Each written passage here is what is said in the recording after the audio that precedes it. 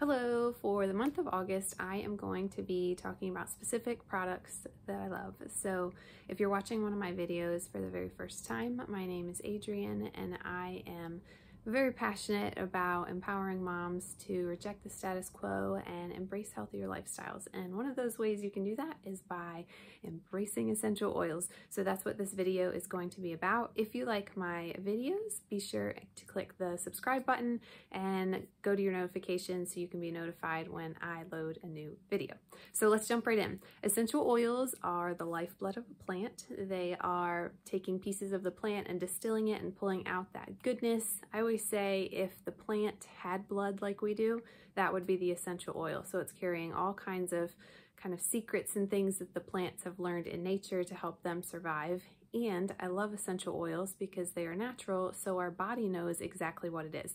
If you are using essential oil that is lavender, your body knows that it's lavender and it can send it wherever it can help in the body. It's not like taking a foreign man-made substance that the body has to first identify and then do something with. Essential oils, it's like the plants and animals are speaking the same language, and it's very cohesive and very much of a flowing process. So they come in glass bottles that are darker because you want to make sure that you store them away from the sunlight.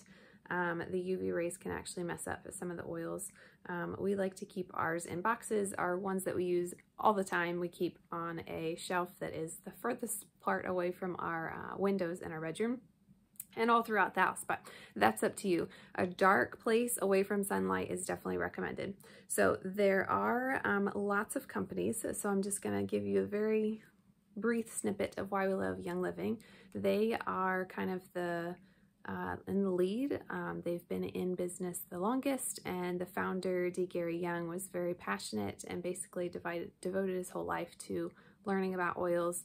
And he went all over the world learning about oils and took his knowledge and used that to create this company called Young Living. They are very particular. They have very high standards, and they test each batch. They have third-party testing. There's all kinds of things that they do just to ensure the quality of their oils. And if something doesn't meet their standards, they won't sell it. They will pitch that batch and start over. There have been years where they've been without products because they can't get the plants that they need, and they can't create a formula that they like enough. So they're losing all of that potential income that they could be making because their quality is so important to them. Also, there are other companies that have oils that expire. Essential oils are made from plant matter, and if they are kept correctly, stored correctly, there is no expiration. So that's a red flag if you have a bottle of oil and it has an expiration date on it. There are lot numbers usually stamped on the bottle, but that is it. So unfortunately, our regulations in the United States, at least, allow for companies to label something as pure, even if it's only 5% pure. So it could be 5% essential oil and 95% carrier oil or some other kind of additive. It could even be synthetic. And as long as 5% is pure, they can label it pure. So don't let the marketing gimmicks of potential other companies trick you. It shouldn't expire. It should be pure, but you can't really go off of the label to know if it's pure. You really have to investigate the company. Young Living has two different kinds of essential oils. There are singles and blends. So frankincense is a single. It's made by only using the frankincense plant. It's actually the tree. They tap in the resin and then distill the resin, which is why it's so expensive, because it's quite a process and the trees have to be super old.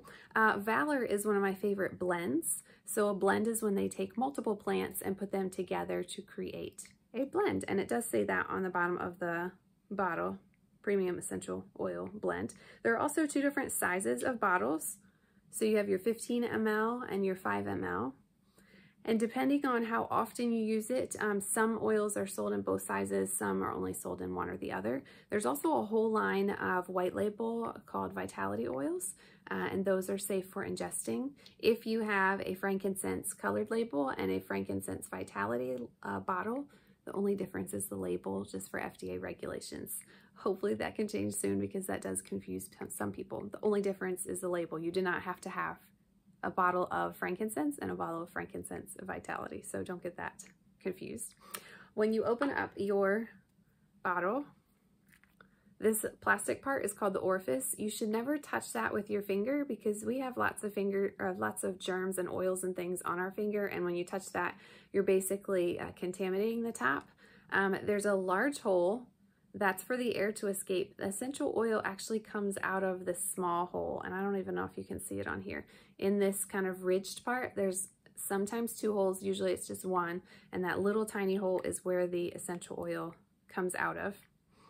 Now, there are 3 different ways to use essential oils. Some of them can be used all 3 ways if they're sold in the Vitality, and some of them can only be used 2 because it's not safe to ingest all of the oils, only the ones that make sense, right? You would think that lemon essential oil, lemons would be fine to ingest, and it is. Maybe something like eucalyptus, not so much. So if you're talking about frankincense, this one can actually be used all 3 ways. So you can smell it, that's aromatic. You can put it in a diffuser. You can put it drops on a cotton ball and put it on your desk. Those are all ways that you are smelling the oil, so that's called aromatic. The second way is topical. So you take your oil and you add 1 drop, maybe 2. It's good to rub it like this, and then you apply it somewhere. Frankincense is really nice to put on your face. It's great for helping with DNA restoration. It's nice to add to things, and I love the earthy smell. So topical means you're just applying it to your skin. You can add a carrier oil like olive oil or fractionated coconut oil, jojoba oil, almond oil, all those things that will help to stretch the oil. And some oils such as oregano or cinnamon are going to be hot oil, and they're actually going to tingle a little bit. They might even give you some irritation on your skin if you do it straight. So you want to make sure that you combine that with a carrier. If you forget and you put oregano straight on your skin, just run and grab your carrier and put it on top. It's going to do the same thing. It just helps to kind of spread it out so it's not as intense at the site that you've applied it. So aromatic, you're smelling it. Topical, you're applying it. The third way is ingesting or internal, and that's only for certain oils that are marketed as that white label Vitality again. Just use common sense. You can add it to warm tea. You can add it to your water. You can put it in a little capsule and swallow it. You can combine them in like different recipes, like if you're making spaghetti sauce, you can add basil. Just make sure if you want to get the therapeutic part of the oil that you add it in at the very last moment. So some people like chocolate and peppermint. I don't. If you do, you can add the peppermint oil into your brownie mix to make peppermint brownies, but you're not going to get the therapeutic benefits. You're only going to get the flavor of the peppermint, because once you bake it in that baking process, you're going to lose some of those parts of the oil that are so good for you. But it's better than adding a synthetic peppermint flavor. So if you want to get all of the goodness of the oil, make sure you're adding it in at the end. Maybe you could bake your brownies and make some kind of glaze that you put on top and add the peppermint in right at the last minute. So 3 ways to use. Make sure if you have something that's a hot oil that you're adding a carrier oil. Another little kind of safety tip is to make sure you're aware of your citrus oils, and that includes blends that have citrus in them. So citrus oils like lemon, lime, grapefruit, orange, those are not going to be great to slather on your skin and then go lay out in the sun, because they tend to amplify the effects of UV rays. So just like girls used to put lemon juice in their hair and go lay out in the sun for it to bleach your hair, the lemon essential oil is going to amplify the effects of the sun's rays. So you want to make sure that you're putting that in a place that's going to be covered if you're going outside, or you can put it on the night before. It's recommended about 12 hours after application that sunlight hits your skin. So if you put it on at bedtime and then you don't go out until a little bit later in the morning, you should be fine. Just make sure that you're watching the blends, because there's some blends that they have citrus in them, and they can also give you a little bit of that photosensitivity. Definitely use common sense. I said that before. You want to make sure that you're starting small. Essential oils are so concentrated. I know a lot of us are probably used to using lots of product, like lots of lotion and things, but all of Young Living's products, including essential oils, are very concentrated, and you don't have to use a lot. So I always tell people to start with 1 drop, and then you can always add more. 1 drop at a time. And if you want to stretch it even further, add it to a carrier oil and it'll just help stretch the life of your oil. This 15 ml size bottle has about 250 to 300 drops in it. And then this one's about 90-ish drops. Just to give you an idea. So if you're adding them to a diffuser, you're doing like 3 or 4 drops at a time. If you are applying them to your skin, maybe 4 or 5 drops if you're doing a large area, or just a couple if you're using a carrier. So this bottle can really last you a long time. I know that when I started and I was looking at the prices of the oils, it was kind of a sticker shock for me because there's so little, and some of them can be pricey just based on the plants that have to be used and the process that they go through to extract the oil. So there are tricks and things that you can do to make your oils last a long time, but even if you use it straight, your bottles will last you a long time because you're only using a couple drops at a time. I definitely recommend picking up like little spray bottles and things that you can make your own DIYs. They're super easy, tons of recipes. You can even find little roller bottles. This one's from Young Living, but Amazon sells them in the same. Just make sure you're getting the amber glass. You want that dark glass. Do not get clear. The blue is okay, but amber is really the best.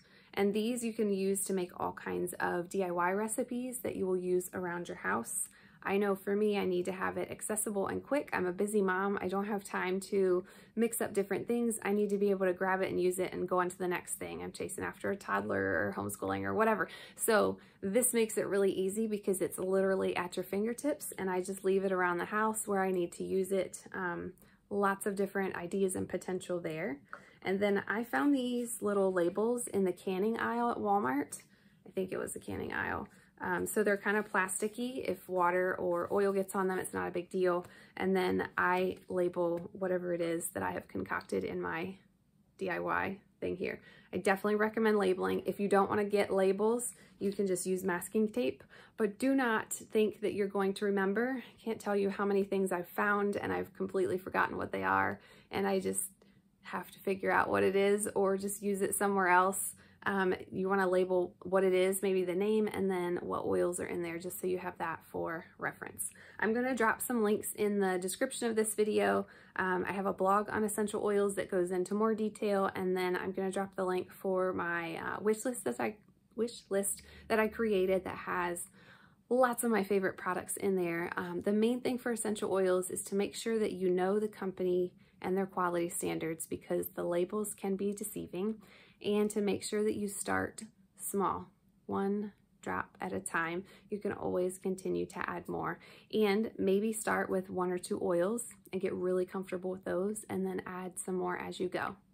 There is a really great kit that you can get that comes with oils and a diffuser and a few samples, and then you could just pick a few things to try throughout the week so you don't get overwhelmed.